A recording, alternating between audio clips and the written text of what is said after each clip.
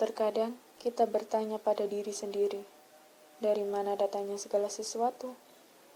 Seperti terjadinya guntur dan halilintar, musim kemarau dan hujan yang berkepanjangan, bahkan adanya alam semesta ini.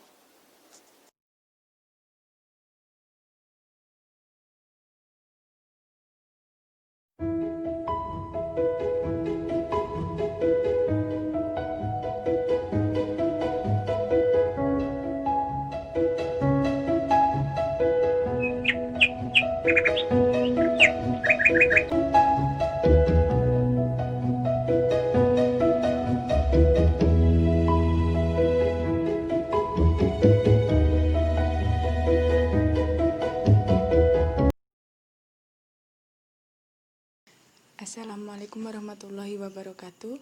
Perkenalkan, saya Safarika Nurlaili, program studi agama-agama, Fakultas Usuluddin dan Dakwah.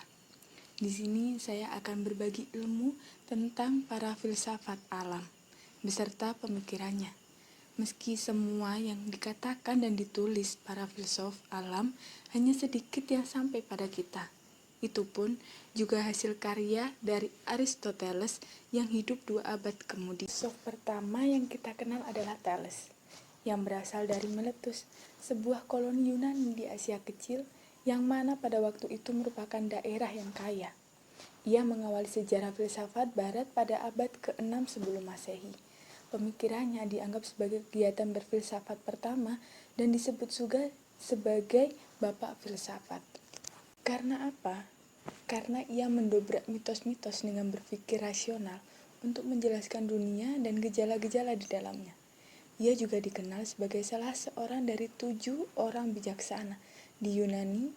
Pada saat Thales berkelana ke banyak negara, salah satunya Mesir, ia pernah menghitung tinggi piramida dari bayangannya sendiri.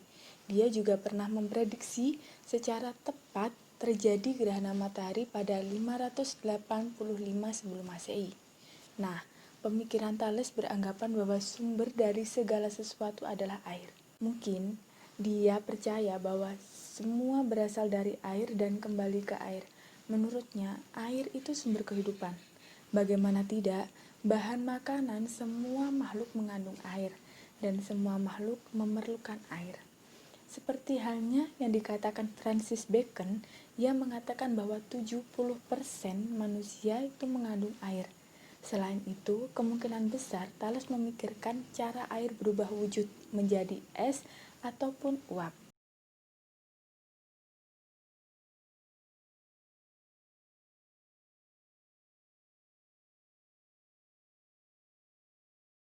Filsuf berikutnya adalah Anaximander. Ia juga berasal dari Miletus. Ia hidup kira-kira bersamaan dengan Thales dan juga sebagai muridnya Thales. Dia orang pertama yang mengarang suatu traktat dan kesusastraan Yunani dan sangat berjasa pada bidang astronomi dan geografi. Berbeda dengan gurunya, dalam pandangannya dia berpendapat bahwa alam semesta ini bergerak atas dasar yang tak terbatas. Maksudnya gimana? Maksudnya yang tak terbatas merupakan sumber segala benda pastilah sesuatu yang berbeda dari benda-benda yang diciptakannya. Jelas bahwa unsur ini berbeda dengan air yang hanya suatu terbatas. Karena unsur ini kekal dan abadi, tidak berubah-ubah dan ada pada segala-galanya.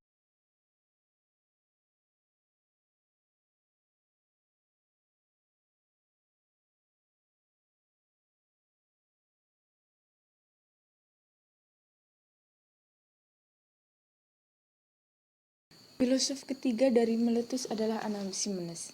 Kira-kira hidup 570-526 sebelum Masehi. Dia beranggapan bahwa sumber segala sesuatu adalah uap dan udara. Nah, mengenai teori Thales, ia beranggapan bahwa air adalah udara yang dipadatkan. Dengan mengibaratkan hujan turun tersebab dari perasan udara. Jika diperas lebih keras akan menjadi tanah. Sedangkan tanah dan pasir terperas keluar dari lelehan es. Sedangkan api merupakan udara yang dijernihkan. Oleh sebab itulah Anaximenes mengira bahwa tanah, udara, dan api semua dibutuhkan untuk menciptakan kehidupan. Tapi sumber segala sesuatu adalah udara dan uap. Dia seperti Thales yang beranggapan bahwa pasti ada suatu zat dasar yang merupakan sumber dari seluruh perubahan alam.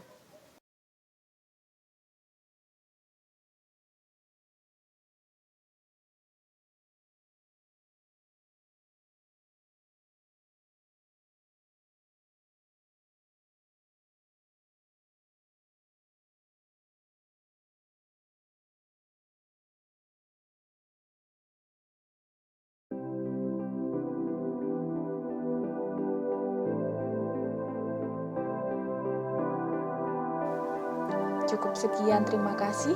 Apabila ada salah kata dan kurangnya referensi, saya mohon maaf. Semoga bermanfaat. Jangan lupa like, komen, dan subscribe. Wassalamualaikum warahmatullahi wabarakatuh.